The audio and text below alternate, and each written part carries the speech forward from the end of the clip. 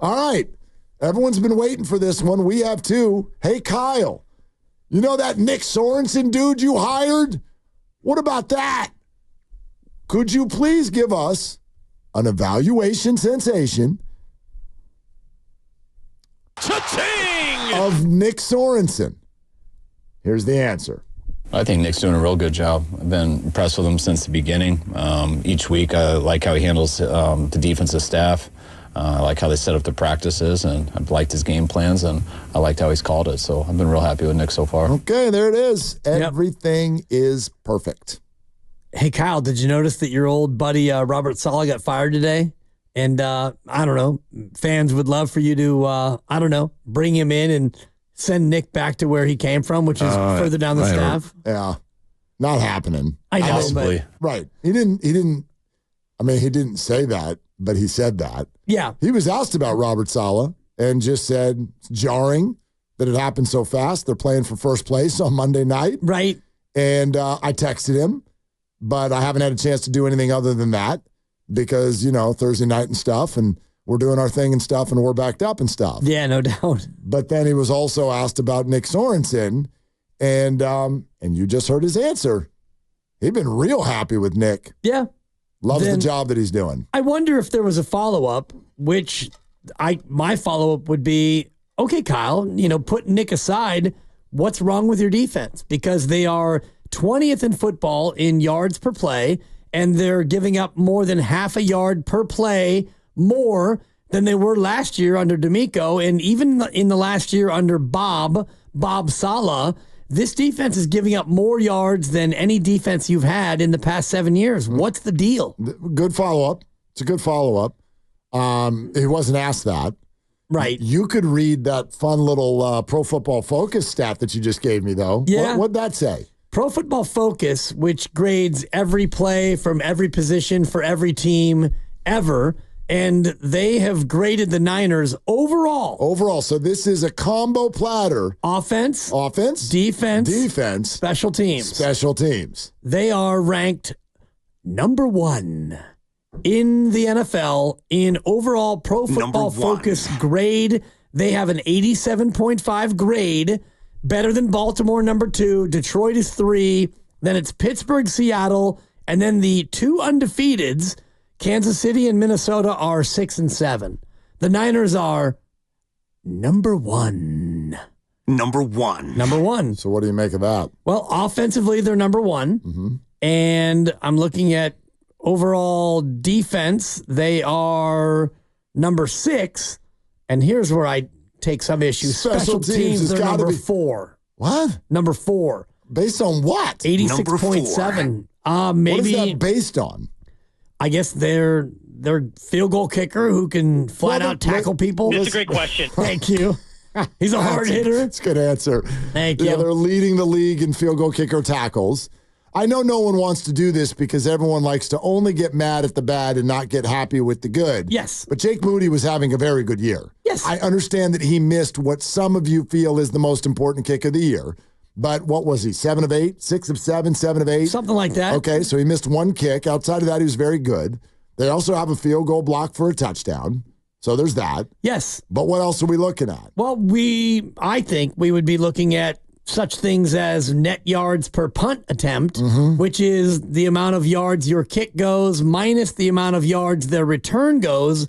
And they are far and away dead last. DFL, as we like to say. Dead finishing last. Thank you, Grady. 32.9 is their net. 31st is Tennessee at 36.5. So you are a full 10% worse than the team in 31st. So I look at, and I love PFF. And maybe... Do you? Maybe I need to break up with PFF because PFF is hurting me, Mark. This would not be the first time that people got PFF numbers and went, what'd you say? Thank you. Like that what honestly. the PFF did you just say to me? They can be head scratching. I get that. I also, though, I don't think they can be that far gone. Like, number 1, even if you're not a PFF believer, like, okay, fine, they're not number 1, they're number 8. You know what I mean? Yeah. In other words, there's got to be something in those numbers that's speaking well about the Niners' performance that's tucked under the covers. No? Yes. No, I get that. Okay. And I'm thinking more, when I look at that rating, I think more about your words. And yesterday we got into it a little bit about your comment that they could be, and maybe they actually should be, 4-1. They should be. So let's just say that they were 4-1. Okay. Let's just say that the Rams' series of errors didn't all happen, and they found a way to win that game. Moody makes the kick. They cover the punt. Ward doesn't give up a 50-yarder, and Devondre Campbell doesn't stagger into a Ram receiver and give up a PI. Whatever one of those doesn't happen, they beat the Rams. And then you go to Arizona, and Mason doesn't fumble. So you're 4-1. If they were 4-1 and this rating was the exact same, we'd feel differently about them being the number 1 overall rated team. You might as well. You might have just stumbled into what I think could be a really fun question for our listeners. And I just wanted to take up for you a little bit because just when I see those ratings, it made me think about what you said because, when you look at every play individually, every play is not the play that a 2-3 team would make. They're playing better than a 2-3 team. Yes. You are what your record says you are. Yes. But when it comes to PFF grades, they're probably better than the 16th best team in football. I think that two different people think there's a different definition between you are what your record says you are. Like, I can agree with you, but I actually think that means something different than what you think. Tell me. When someone says you are what your record says you are, my translation is, correct, they're 2-3, so they're a game out of first. It's simply math. You are what your record says you are. Right, you're not allowed in the playoffs if your record is not better than the other teams. So yes, you are what your record says you are. But I think a lot of people think it means, well, you're 2-3, so yes, you are equal to all of the other 2-3 teams out there in terms of your output. You're not very good. You're an under 500 level performing team. I don't buy that at all. I don't buy it for a second. I get why some of you disagree, and I'm okay with that. I just don't see it that way. And maybe this PFF thing is one little feather in the cap of those of you who see it the way I do. And I wonder, how does this question land with you? This could be a fun one. Let's play this for a second. Okay. 888-957-9570. Which statement resonates more with you right now with 49er football? I'll give you two, and you have to pick one. Which one resonates with you more? Statement one, the Niners are not as good as they think they are. Statement two, Niners should be 4-1. Go. Which one you like better? I take the first one. Okay. I take the second one. I know you do. I take the second one, second one, second one, second one, second one. Right. And the second one speaks to what the Pro Football Focus raters are saying, which is you're an 87.5. And if they were 4-1 and they probably would still be an 87.5, we all would say, yeah, they're 4-1. And the one game they lost was a road game, and Minnesota is 5-0, and, they're better than we thought, and blah, blah, blah. Niners are still very good. But I look at the fact of the matter, which is you get into nut crunching time, as we like to say, which has only to do with nuts, not actual male anatomy. Thank you. And when they get into that spot in the game, they're either too tired, too slow, too soft, too weak, or a combination of all of them, and they're not winning these games. And so you are what your record says you are, and a really good team finds a way to win at least one of those games and probably both of them. I guess, what's funny, though, when you are what your record says you are, to me, there's a little bit of a cop-out that's tucked in there, though. Because, for instance, when the Niners were 3-5, I can buy, again, you are what your record says you are, mathematically. But it doesn't mean I have to buy an emotional response of, no, you're actually just not that good. Because then when they suddenly play better, those of you who originally stated, nope, you're 3-5 and you suck, and then you win 5 in a row, then you just get to change your answer. All of a sudden, you get to change your answer and go, well, now they're good. Well, then you weren't what your record says you are, other than mathematically. So right now, I will argue, yes, they are 2-3 mathematically. Does that mean I think that they are the exact same team as, hold on, checks notes, give me a second, let me pull this up. Oh, there's a lot of them. I know, but I want a good example that really speaks to what I'm feeling. Arizona's a good one. Nah, yeah. Okay, so what you're telling me is you think the Niners and the Raiders are at the same level. Or the New York Giants. Let's do Raiders. Sure. A lot of Raider fans listening right now. Okay? Do you think Joe Spadoni would sit here in this room right now and be like, yep, same team? Probably. No, he wouldn't. I listen to him every morning. He wouldn't. Well, it's he because thinks it's a joke that 49er fans get mad at Kyle Shanahan. There's a different emotion with Raider fans. He cut his left leg off right now for Kyle Shanahan to coach that team. There's a different emotion with Raider fans because there's a level of built-in self-hatred that is not a fair comp. That's kind of true for every team, isn't it? Not the Niners. Not the Niners. I don't know. I'm feeling it right now. They're not self-hatred. They're Shanahan hating. They're not hating on themselves. They're looking at the reasons why they are 2-3.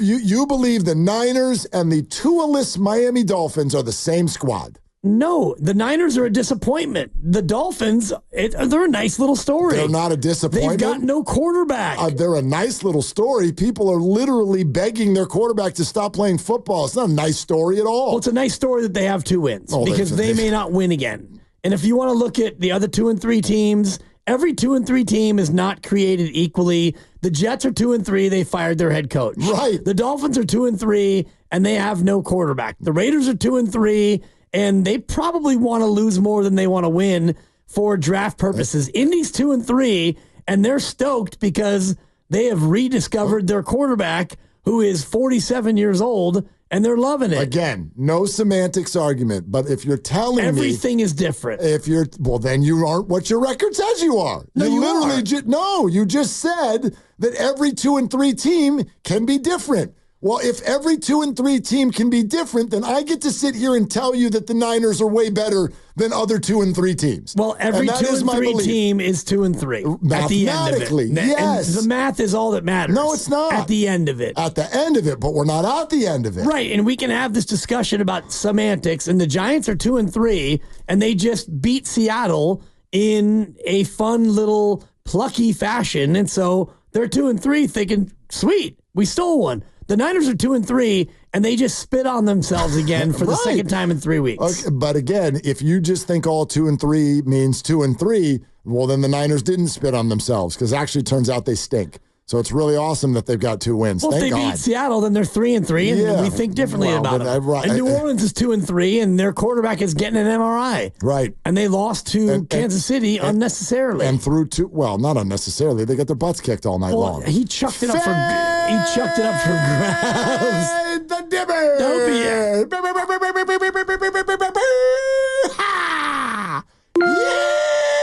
Yeah, I got the pick is in for Thursday night, by the way.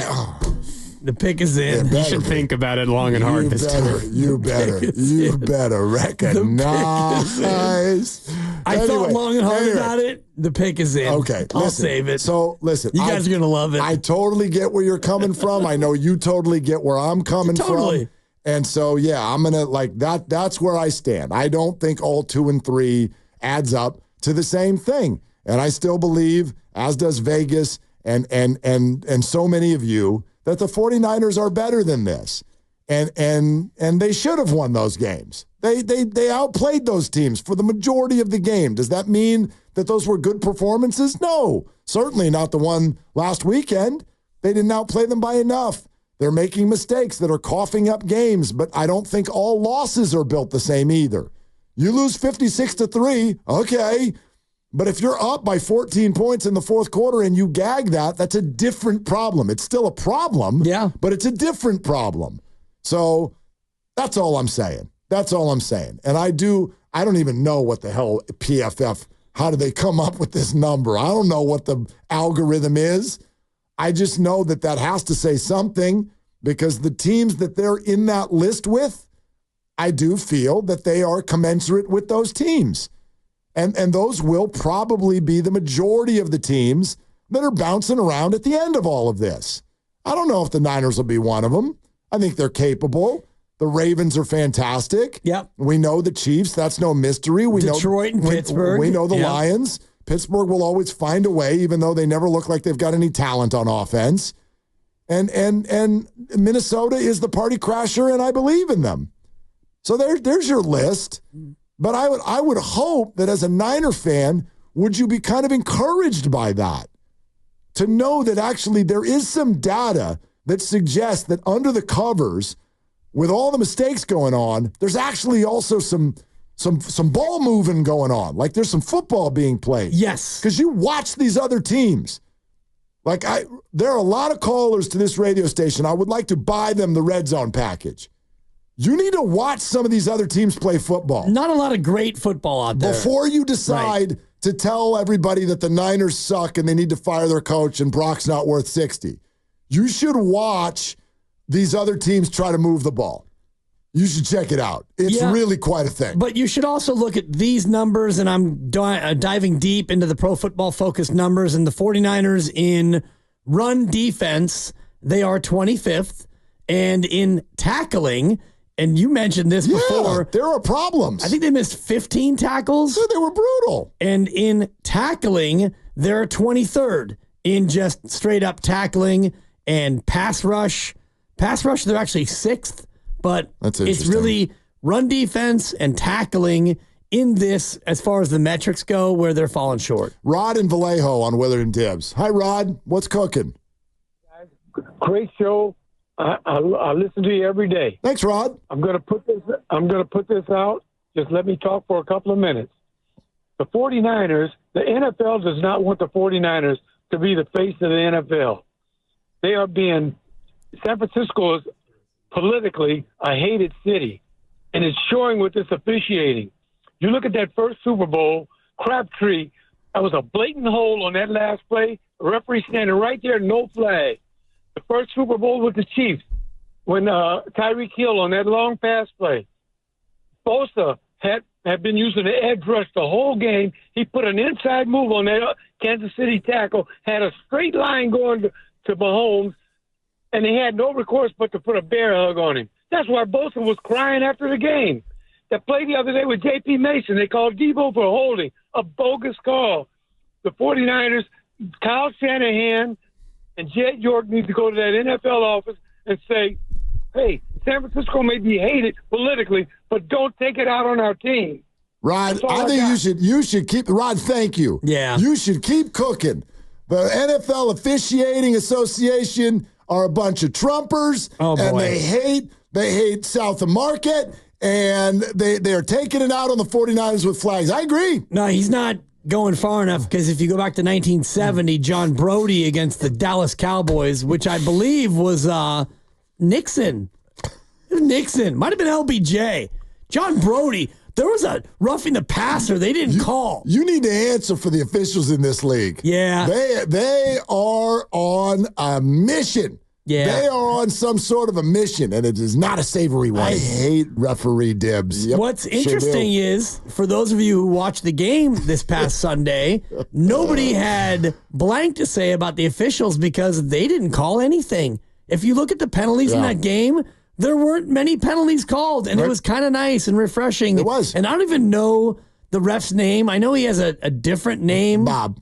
No, it was like two pronouns, like not pronouns, but two like random nouns, like Hall Smith, or I'll look up his name, but it struck me. I don't think Smith is a noun.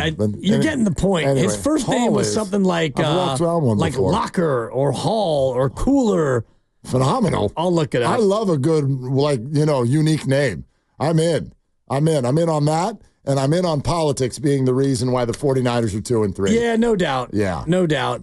But not too much politics, because they can get to the Super Bowl, but they can't win the Super Bowl. Of course not. Right? Who are they playing this weekend? Seattle? Washington's a blue state too, right? Oh, crap. Refs aren't going to know what to call. Right. What to do. Blue versus blue on Thursday night. That'll be tough.